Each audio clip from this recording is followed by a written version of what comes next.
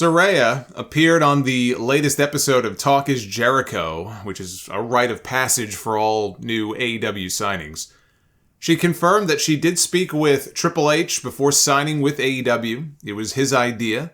He wanted to reach out to her after he took power, and he had no idea. Triple H had no idea that it wasn't her choice to leave the company. She had to explain to him that it was Vince and Johnny Ace's call, not mine. He told her that he wasn't there at the time, so he had no idea. Fightful had a report out on Thursday backing up the fact that Triple H was set to be shocked when her deal was not renewed. She started questioning if she could truly be happy going back to WWE because she felt that she could have been utilized way more than she was after she retired. She pitched all sorts of things to them that fell on deaf ears. She even went on her Twitch once and said that she pitched being a mouthpiece for Ronda Rousey. She said that she found out from Road Dogg that they were cutting the GM spot when she was the SmackDown GM, and she wasn't going to be needed for a while.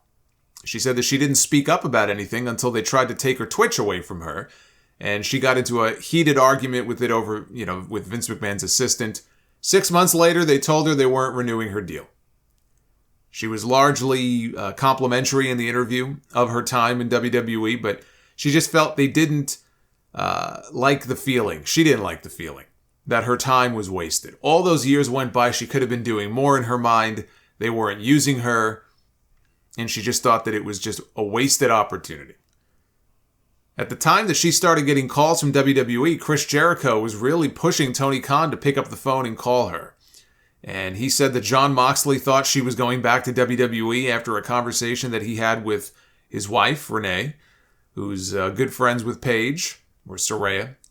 I still think of her as Paige. It's gonna take a while for me to get used to this whole Saraya thing. So Moxley, based on what he heard, said to Jericho, shit, I think she's going to WWE. And then Jericho gave Tony the heads up about what was going on. She said that after talking to Jericho, Moxley, Renee, Britt Baker, and then finally to Tony Khan directly, she decided to give AEW a shot. She said that she missed that side of wrestling where you can pitch your own ideas and you can just have fun.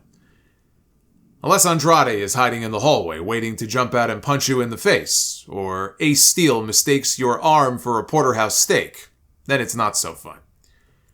She said that her neck is healthy. She feels fantastic, but she wants to take it slow when it comes to any physicality. As much as she wants to get back in the ring, she wants to be smarter after what happened during her last match in WWE. She does not want to be a bump monkey like she used to be. And if she's in the ring with the right person, she says it'll help her feel way more comfortable.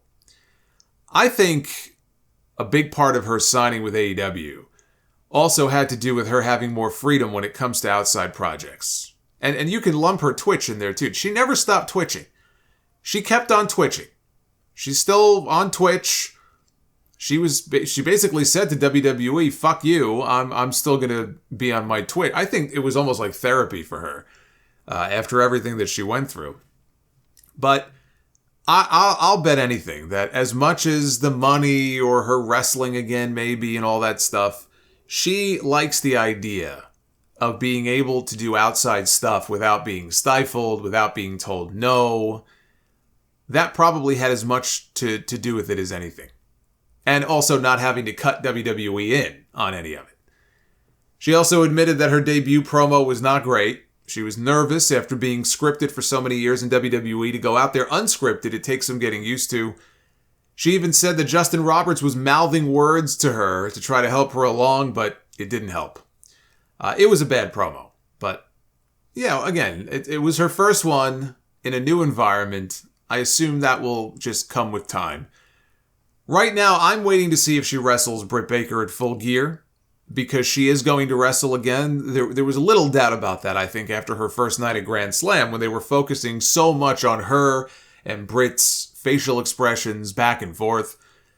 Do they do a singles match, or do we get a tag team match first to sort of ease her back into the ring? Let's see how that goes before they trust her, before maybe she trusts herself with a singles match. Because they can always do a tag or a trios match at Full Gear.